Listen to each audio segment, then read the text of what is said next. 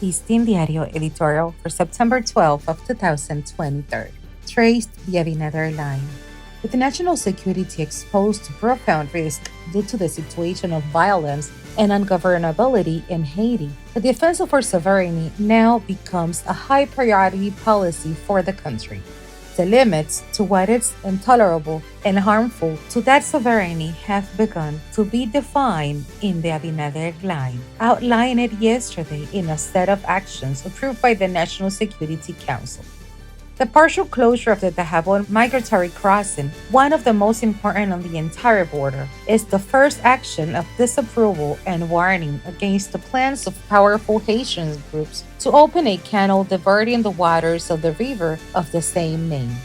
The single action carried out with a defiant attitude by these Haitian groups represents a direct attack against the regional economy, violating at the same time a treaty of peace and friendship of more than 80 years. In parallel with this complaint about the violation of that treaty, the Dominican government has ordered the suspension of visa issuance to Haitians, a ban on entry of those responsible for the illegal work, and a warning of general closure of the border. To validate this radical and responsible diplomatic action, President Abinader has decided to raise the level of troop concentration along the entire dividing line from the moment the general closure comes into effect.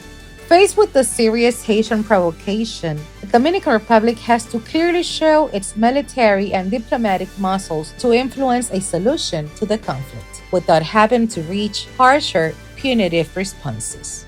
With the worsening of the international situation in Haiti, where a power of vacuum predominates, the possibilities of intervention by foreign forces are more objective. If it is materializes as seems inevitable, the Abinader line, already drawn, could result in the shield or armor of sovereignty and national security when the centrifugal forces of armed violence impact the border. It is more imperative and justified at this time to deploy more military equipment, more air and sea support, and more fresh troops to ensure that if the border is closed on Thursday, the deterrent effect is greater.